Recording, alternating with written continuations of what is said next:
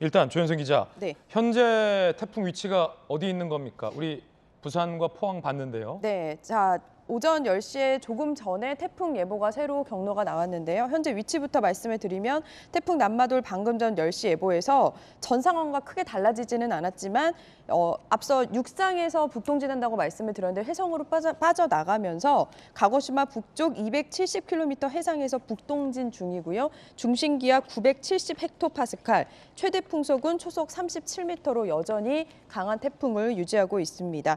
지금은 아까 말씀드렸다시피 태풍이 전향을 하고 있기 때문에 속도가 그나마 좀 줄고 있지만 기상청 설명에 따르면 앞으로 이제 속도가 붙으면서 좀 더 동해상으로 빠져나가는데 그 사이에 울산과 포항 각각 11시, 포항은 12시에 최근접한 상태로 동해상으로 빠져나갈 것으로 보입니다. 아, 그러면 이 태풍이 속도가 다시 빨라진다고요? 네, 그렇죠. 지금은 이제 북동진 아까 말씀드린 동쪽으로 틀면서 보통 이제 차 운전을 해도 틀면서 속도를 줄이잖아요. 지금은 속도가 느린 상태지만 앞으로 속도가 붙으면서 포항과 울산을 지나쳐서 동해상으로 빠져나갈 텐데요.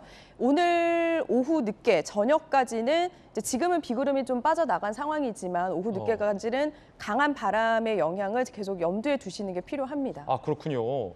윤석열 대통령이 해외 순방 중에 오늘 오후까지는 고비일 수 있다. 끝까지 긴장의 끈을 놓쳐서는 안 된다라는 취지의 이야기를 총 얘기했다는데 그래서였군요. 그럼 맹소영 대표님, 부산은 지금 가까운데 취재 기자 얘기 따르면 바람은 그렇게 거세지 않다. 태풍의 속도가 느리기 때문이다. 이해가 돼요? 그러면 태풍이 일본과 우리나라 사이로 빠져나가는 과정에서 다시 속도가 붙은다. 그럼 오히려 부산보다 포항, 울산이 더 위험할 수 있다 이 말입니까?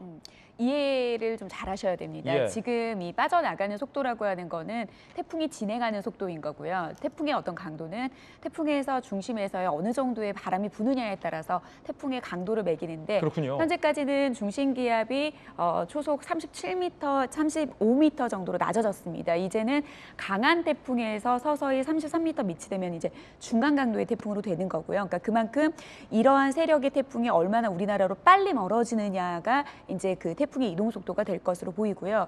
물론 태풍이 이제 중심이 빠져나가면은 강한 태풍의 바람이 이동 속도와 그렇죠. 이제 태풍의 영향력은 다르다. 그렇죠. 그럼 태풍의 영향력은 계속해서 이제 줄어드는 겁니까? 줄어들기는 하지만 지난번 흰남노와 또 다른 게 우리나라 예. 북쪽에는 지금 차고 건조한 공기가 접근을 하고 있거든요. 북쪽에서 오는 공기 때문에. 그렇죠. 그렇게 이제 좁은 공간 안에서 공기가 성격이 다른 공기, 결국에는 공기라고 하는 거는 바람이라고 하는 건 공기 이동이거든요. 남마도는 어떤데요? 온도 차이에 따라서 굉장히 강하게 예. 발생을 하기 때문에 태풍이 지나고 나서 흰남노는 당일날 저녁에 바람이 현저하게 약화가 됐지만 지금의 경우에는 북쪽에서 차고 건조한 성격의 다른 공기가 다가오기 때문에 강원 영동 지역에 내리는 비는 지금 또 다른 성격의 비고요.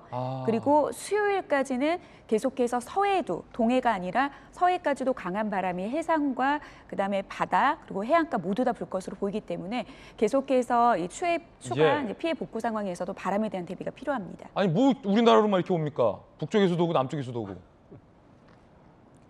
태풍은 지나갔지만 이게 그러니까 굉장히 이 날씨라고 하는 게 유기적으로 전체 어떤 공기 흐름으로 묶여져 있기 때문에 태풍만 지났다라고 해서 이번 바람이 약해지진 않으니까 계속해서 대비하셔야겠습니다. 그러면 남마돌은 빠져나가지만 이 남쪽에서 오기 때문에 좀 공기가 북쪽에서 지금 오는 차가운 공기와는 성격이 좀 대조적이다. 그래서 이 두 개의 어떤 공기층이 결합되는 섞이는 지금 한반도가 예측 불가의 어떤 비바람이 몰아칠 수도 있다 이런 말이세요? 그렇습니다. 그렇게 이해하면 기압도 좀 다를 것이고. 그렇죠. 그러면 다시 한번 좀 짚어주세요. 지금 가고시마에서 빠져나가는 중이고 부산이 가장 가까운데 잠시 후면 포항과 울산이 가장 가깝습니까? 맞습니다. 그래서 빠른 시간 내에 이제 한반도하고는 분명히 멀어질 겁니다. 왜냐하면 조현선 기자님께서 말씀을 하신 것처럼 태풍의 속도가 빨라지고 있고요. 원래 중위권에 접근을 하면은 상층에서 강한 바람이 빨아들이듯이 태풍을 끌어냅니다.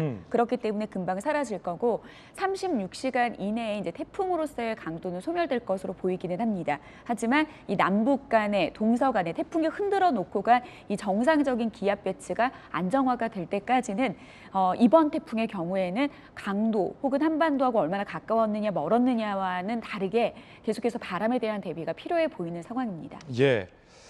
지난번 태풍 때 조현선 기자 포항의 피해가 컸습니다. 네. 우리 목숨을 잃은 안타까운 분들의 사연 때문에 많은 대한민국이 함께 눈물을 흘렸는데 아직 앞서 출연했을 때 복구가 채 안 됐다라고 했어요. 맞습니다. 그렇기 때문에 이번 남마돌이 우려되는 이유인데요. 이 고스란히 부산, 울산, 포항을 이 영향을 주는 이번 남마돌의 태풍이기 때문에 지난 이 친남노의 태풍으로 인한 피해가 복구되지 않은 상황에서 또 그곳을 칠 수 있기 때문에 여러 가지 대비도 마련을 하고 있는 건데요. 잠시 어떤 대비를 좀 취하고 있는지를 말씀을 드리자면 이 포항과 울산 같은 경우 혹시 물이 차도 이렇게 다닐 수 있는 수륙 양용 장갑차와 그리고 고무보트 등 20여 대를 배치를 한 상황이고요. 울산은 상수 침수 지역 중 하나이죠. 태화시장에 대형 수중 펌프 7대 그리고 양수기 20대를 미리 준비를 했고요. 또 분리를 할 수 있는 모래주머니 4,700여 개도 이미 배치가 된 상황입니다. 이번에는 큰 피해 없고 태풍이 무사히 지나가기를 좀 기원을 해보겠습니다.